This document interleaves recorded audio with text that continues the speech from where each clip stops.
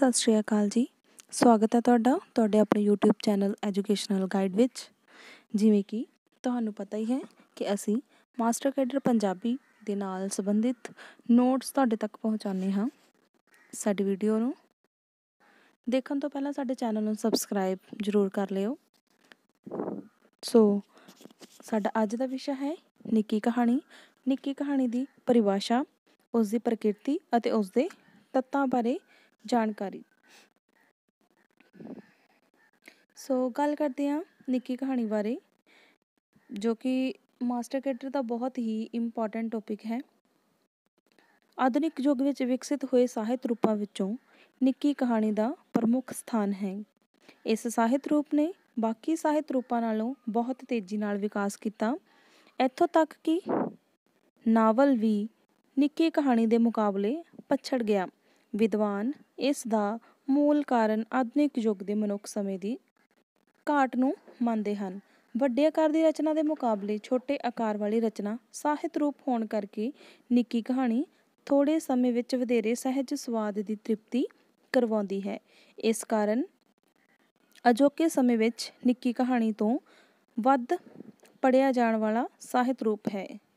ਜਿਵੇਂ ਕਿ ਤੁਹਾਨੂੰ ਪਤਾ ਹੀ ਹੈ ਕਿ ਅੱਜ ਕੱਲ੍ਹ ਦੇ ਟਾਈਮ ਵਿੱਚ ਮਨੁੱਖ ਦੇ ਕੋਲ ਟਾਈਮ ਬਿਲਕੁਲ ਵੀ ਨਹੀਂ ਹੈ। ਮਨੁੱਖ ਆਪਣੇ ਆਪਣੇ ਕੰਮ ਧੰਦਿਆਂ ਵਿੱਚ ਵਿਅਸਤ ਹੈ। ਇਸ ਕਰਕੇ ਉਹ ਛੋਟੀਆਂ ਕਹਾਣੀਆਂ ਜਾਂ ਛੋਟੇ ਨਾਵਲ ਸਭ ਕੁਛ ਮਤਲਬ ਕਿ ਘੱਟ ਚੀਜ਼ ਦੇ ਵਿੱਚ ਹੀ ਜ਼ਿਆਦਾ ਨੌਲੇਜ ਲੈਣੀ ਚਾਹੁੰਦਾ। ਇਸ ਕਰਕੇ ਨਿੱਕੀ ਕਹਾਣੀ ਨੇ ਬਹੁਤ ਵਧੇਰੇ ਆਪਣੇ ਪੈਰ ਪਸਾਰੇ। ਵੱਖਰੇ ਵੱਖਰੇ ਵਿਦਵਾਨਾਂ ਨੇ ਨਿੱਕੀ ਕਹਾਣੀ ਬਾਰੇ ਆਪਣੀਆਂ ਪਰਿਭਾਸ਼ਾਵਾਂ ਦਿੱਤੀਆਂ। ਗੱਲ ਕਰਦੇ ਹਾਂ ਐਡਗਰ ਏਲਨ ਪੋਰ ਨੇ ਨਿੱਕੀ ਕਹਾਣੀ ਬਾਰੇ ਕਿਹਾ ਹੈ ਕਿ ਨਿੱਕੀ ਕਹਾਣੀ ਉਹ ਗੱਦ ਕਥਾ ਹੈ ਜਿਸ ਵਿੱਚ ਪੜ੍ਹਨ ਵਿੱਚ ਅੱਧੇ ਘੰਟੇ ਤੋਂ ਲੈ ਕੇ 1 ਜਾਂ 2 ਘੰਟਿਆਂ ਦਾ ਸਮਾਂ ਲੱਗਦਾ ਹੈ। ਪੰਜਾਬੀ ਵਿਦਵਾਨ ਸੰਤ ਸਿੰਘ ਸ਼ੇਖੋ ਨੇ ਵੀ ਕਿਹਾ ਹੈ ਕਿ ਨਿੱਕੀ ਕਹਾਣੀ ਵਿੱਚ ਇੱਕ ਤਿੱਖੀ ਚੋਝ ਹੋਣੀ ਚਾਹੀਦੀ ਹੈ, ਇੱਕ ਸੁਗੀਨ ਦੀ ਚੋਝ ਵਰਗੀ, ਇੱਕ ਤੀਰ ਦੀ ਚੋਂਝ ਵਰਗੀ ਜੋ ਸਿੱਧੀ ਸੁਣਨ ਪੜ੍ਹਨ ਵਾਲਿਆਂ ਦੇ ਦਿਲ ਵਿੱਚ ਖੁੱਭ ਜਾਵੇ। ਪ੍ਰੋਫੈਸਰ ਅਤਰ ਸਿੰਘ ਦੇ ਅਨੁਸਾਰ ਨਿੱਕੀ ਕਹਾਣੀ ਸਧਾਰਨ ਮਨੁੱਖ ਨੂੰ ਉਸ ਦੀ ਸਧਾਰਨਤਾ ਵਿੱਚ ਪੇਸ਼ ਕਰਦੀ ਹੈ। ਡਾਕਟਰ ਦਲੀਪ ਕੌਰ ਟਿਵਾਣਾ ਨਿੱਕੀ ਕਹਾਣੀ ਦਾ ਸਬੰਧ ਸਧਾਰਨ ਮਨੁੱਖ ਨਾਲ ਜੋੜਦੇ ਹੋਏ ਲਿਖਦੀ ਹੈ ਕਿ ਅੱਜ ਦੀ ਕਹਾਣੀ ਮਨੁੱਖ ਨੂੰ ਹੈਰਾਨ ਕਰਨ ਲਈ, ਉਸ ਦੀ ਉਤਸੁਕਤਾ ਜਗਾਉਣ ਦੇ ਲਈ ਅਸਧਾਰਨ ਪਾਤਰ, ਅਸਧਾਰਨ ਘਟਨਾਵਾਂ ਲੱਭ ਕੇ ਨਹੀਂ ਲਿਆਉਂਦੀ, ਸਗੋਂ ਉਹ ਸਧਾਰਨ ਮਨੁੱਖ ਦੀ ਸਧਾਰਨ ਜ਼ਿੰਦਗੀ ਦੀ ਹੀ ਗੱਲ ਕਰਦੀ ਹੈ।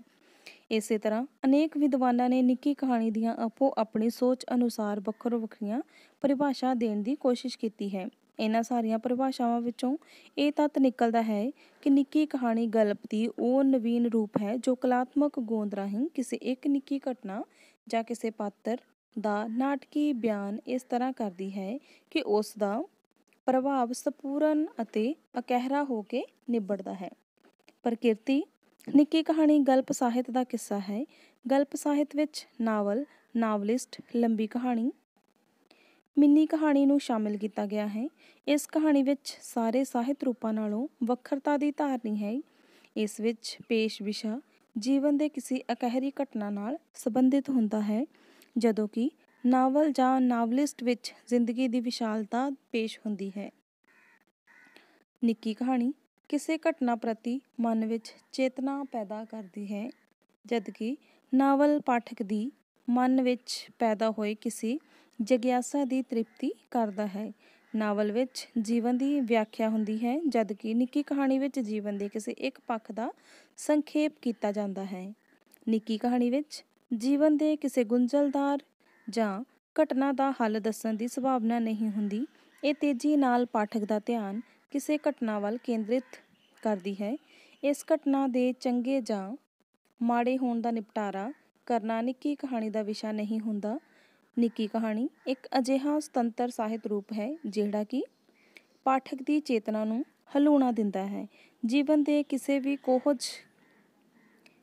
ਕਿਸੇ ਘਟਨਾ ਜਾਂ ਕਿਸੇ ਕਾਰਜ ਉੱਤੇ ਪਾਠਕ ਦਾ ਧਿਆਨ ਕੇਂਦਰਿਤ ਕਰਨਾ ਨਿੱਕੀ ਕਹਾਣੀ ਦਾ ਮੂਲ ਉਦੇਸ਼ ਹੁੰਦਾ ਹੈ। ਨਿੱਕੀ ਕਹਾਣੀ ਦੇ ਤੱਤ ਨਾਵਲ ਵਾਂਗ ਨਿੱਕੀ ਕਹਾਣੀ ਦੇ ਵੀ 6 ਤੱਤ ਹਨ, ਜਿਨ੍ਹਾਂ ਦਾ ਅਸੀਂ ਵੇਰਵਾ ਤੁਹਾਨੂੰ ਹੇਠ ਲਿਖੇ ਪ੍ਰਕਾਰ ਦੇਵਾਂਗੇ। ਗੱਲ ਕਰਦੇ ਹਾਂ ਨੰਬਰ 1 ਗੋਦ ਦੀ, ਜਿਸ ਨੂੰ ਕਥਾਨਕ ਵੀ ਕਿਹਾ ਜਾਂਦਾ ਹੈ। ਕਥਾਨਕ ਦੇ ਉੱਤੇ ਹੀ ਕਹਾਣੀ ਦਾ ਢਾਂਚਾ ਉਸਰਦਾ ਹੈ। ਕਈ ਵਿਦਵਾਨਾਂ ਨੇ ਕਥਾਨਕ ਨੂੰ ਇਸ ਦੀ ਰੀੜ੍ਹ ਦੀ ਹੱਡੀ ਦਾ ਦਰਜਾ ਦਿੱਤਾ ਹੈ। ਨਿੱਕੀ ਕਹਾਣੀ ਦੀ ਕਥਾ ਵਸਤੂ ਦਾ ਖੇਤਰ ਬਹੁਤ ਵਿਸ਼ਾਲ ਹੈ। ਕਹਾਣੀਕਾਰ ਜੀਵਨ ਦੇ ਕਿਸੇ ਖੇਤਰ ਵਿੱਚੋਂ ਆਪਣੀ ਕਹਾਣੀ ਦੇ ਵਿਸ਼ੇ ਦੀ ਚੋਣ ਕਰ ਸਕਦਾ ਹੈ। ਕਹਾਣੀ ਦਾ ਵਿਸ਼ਾ ਜੀਵਨ ਦੇ ਕਿਸੇ ਇਕਹਿਰੀ ਘਟਨਾ ਉੱਤੇ ਆਧਾਰਿਤ ਹੋਣਾ ਚਾਹੀਦਾ ਹੈ ਅਤੇ ਇਸ ਲਈ ਇਹ ਵੀ ਜ਼ਰੂਰੀ ਹੈ ਕਿ ਜੀਵਨ ਦੇ ਕਿਸੇ ਇੱਕ ਸਮੱਸਿਆ ਜਾਂ ਕਿਸੇ ਇੱਕ ਪੱਖ ਉੱਤੇ ਰੋਸ਼ਨੀ ਪਾਉਂਦਾ ਇਹ ਪਾਠਕ ਦੇ ਮਨ ਅੰਦਰ ਕੋਈ ਚੇਤਨਾ ਪੈਦਾ ਕਰੇ। ਨੰਬਰ 2, ਚਰਿੱਤਰ ਚਿੱਤਰਨ। ਨਿੱਕੀ ਕਹਾਣੀ ਵਿੱਚ ਚਰਿੱਤਰ ਚਿੱਤਰਨ ਦੀ ਇੰਨੀ ਗੁੰਜਾਇਸ਼ ਨਹੀਂ ਹੁੰਦੀ ਜਿੰਨੀ ਕਿ ਨਾਵਲ ਵਿੱਚ ਹੁੰਦੀ ਹੈ।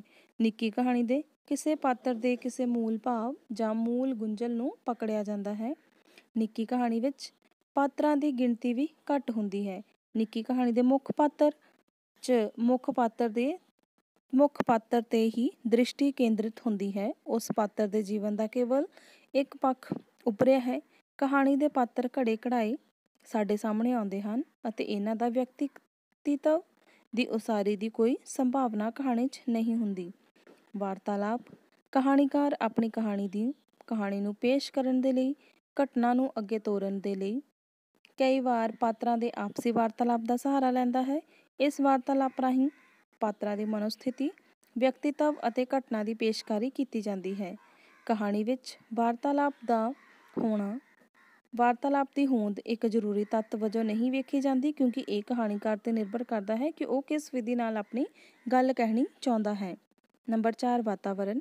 ਵਾਤਾਵਰਨ ਰਾਹੀਂ ਕਹਾਣੀ ਦਾ ਸੰਬੰਧ ਵਾਸਤਵਿਕ ਜੀਵਨ ਨਾਲ ਜੁੜਦਾ ਹੈ। ਵਾਸਤਵਿਕ ਜੀਵਨ ਕਿਸੇ ਖਾਸ ਉਦੇਸ਼ ਜਾਂ ਕਾਲ ਨਾਲ ਜੁੜਿਆ ਹੁੰਦਾ ਹੈ। ਜੇ ਦੇਸ਼ ਦੇ ਕਾਲ ਨੂੰ ਸਮਕਾਲੀ ਸਥਿਤੀਆਂ ਅਨੁਸਾਰ ਚਿਤਰਿਆ ਜਾਵੇ ਤਾਂ ਕਹਾਣੀ ਮਨਘੜਤ ਜਾਪੇਗੀ। ਵਾਤਾਵਰਨ ਦੇ ਸਹੀ ਚਿਤਰਨ ਨਾਲ ਕਹਾਣੀ ਵਿੱਚ ਰੋਚਕਤਾ ਵੱਧਦੀ ਹੈ ਅਤੇ ਇਸ ਲਈ ਜ਼ਰੂਰੀ ਹੈ ਕਿ ਵਾਤਾਵਰਨ ਵਿੱਚ ਚਿਤਰਨ ਇੰਨਾ ਸੰਜਮ ਭਰਿਆ ਹੋਵੇ ਕਿ ਇਹ ਕਹਾਣੀ ਦੇ ਵਿਕਾਸ ਵਿੱਚ ਕੋਈ ਰੁਕਾਵਟ ਨਾ ਪਾਵੇ। ਨੰਬਰ 5, ਭਾਸ਼ਾ ਸ਼ੈਲੀ।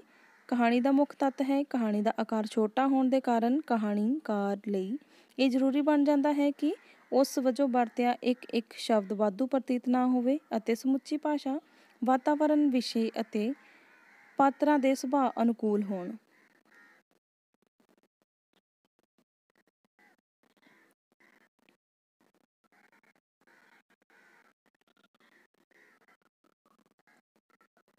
ਭਾਸ਼ਾ ਦੀ ਸ਼ੁੱਧਤਾ, ਸਰਲਤਾ ਅਤੇ ਸਪਸ਼ਟਤਾ ਹੋਣੀ ਬਹੁਤ ਜ਼ਰੂਰੀ ਹੈ।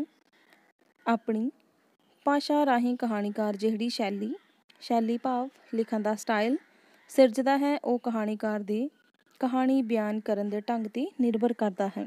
ਕਈ ਵਾਰ ਕਹਾਣੀਕਾਰ ਆਪ ਕਹਾਣੀ ਸੁਣਾਉਂਦਾ ਹੈ ਅਤੇ ਕਈ ਵਾਰ ਉਹ ਕਹਾਣੀ ਪਾਤਰ ਖੁਦ ਬੋਲਦੇ ਹਨ। ਕਹਾਣੀ ਦੀ ਲਿਖਣ ਵਿਧੀ ਅਨੁਸਾਰ ਸ਼ੈਲੀ ਦੀ ਸਿਰਜਣਾ ਕੀਤੀ ਜਾਂਦੀ ਹੈ। ਸਭ ਤੋਂ ਇੰਪੋਰਟੈਂਟ ਕਹਾਣੀ ਲਿਖਣ ਦਾ ਉਦੇਸ਼। ਹੋਰਨਾਂ ਸਾਹਿਤ ਰਚਨਾਵਾਂ ਵਾਂਗ ਕਹਾਣੀਕਾਰ ਵੀ ਆਪਣੀਆਂ ਭਾਵਨਾਵਾਂ ਜਾਂ ਆਪਣੇ ਵਿਚਾਰ ਨੂੰ ਦੂਜਿਆਂ ਤੱਕ ਪਹੁੰਚਾਉਣ ਦੇ ਲਈ ਕਹਾਣੀ ਨੂੰ ਮਾਧਿਅਮ ਬਣਾਉਂਦਾ ਹੈ।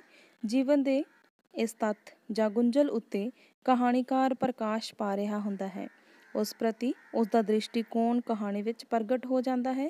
ਇਹ ਦ੍ਰਿਸ਼ਟੀਕੋਣ ਹੀ ਉਸਦੇ ਉਦੇਸ਼ ਦਾ ਮੂਲ ਆਧਾਰ ਹੁੰਦੀ ਹੈ। ਉਪਰੋਕਤ ਤੱਤਾਂ ਦੇ ਆਧਾਰ 'ਤੇ ਕਹਾਣੀ ਦੇ ਗੁਣਾਂ ਜਾਂ ਔਗੁਣਾਂ ਦੀ ਪਰਖ ਕੀਤੀ ਜਾ ਸਕਦੀ ਹੈ। ਸੋ ਇਹ ਸੀ ਸਾਡਾ ਅੱਜ ਦਾ ਟੌਪਿਕ, ਨਿੱਕੀ ਕਹਾਣੀ। ਸੋ ਸਾਨੂੰ ਉਮੀਦ ਹੈ ਕਿ ਤੁਹਾਨੂੰ ਸਾਡੀ ਇਹ ਵੀਡੀਓ ਬੜੀ ਚੰਗੀ ਲੱਗੀ ਹੋਵੇਗੀ ਅਤੇ ਜੇਕਰ ਤੁਹਾਨੂੰ ਸਾਡੀ ਵੀਡੀਓ ਚੰਗੀ ਲੱਗੀ ਤਾਂ ਸਾਡੇ ਚੈਨਲ ਨੂੰ ਸਬਸਕ੍ਰਾਈਬ ਅਤੇ ਵੀਡੀਓ ਨੂੰ ਲਾਈਕ ਕਰਨਾ ਬਿਲਕੁਲ ਵੀ ਨਾ ਭੁੱਲਿਓ। ਚੈਨਲ ਨੂੰ ਸਬਸਕ੍ਰਾਈਬ ਕਰਨ ਦੇ ਨਾਲ ਹੀ ਬੈਲ ਆਈਕਨ ਨੂੰ ਵੀ ਜ਼ਰੂਰ ਦਬਾਓ ਤਾਂ ਕਿ ਸਾਡੀਆਂ ਆਉਣ ਵਾਲੀਆਂ ਵੀਡੀਓ ਸਭ ਤੋਂ ਪਹਿਲਾਂ ਤੁਹਾਡੇ ਤੱਕ ਪੁੱਜ ਸਕਣ। ਵੀਡੀਓ ਦੇਖਣ ਦੇ ਲਈ ਬਹੁਤ ਬਹੁਤ ਤੁਹਾਡਾ ਧੰਨਵਾਦ।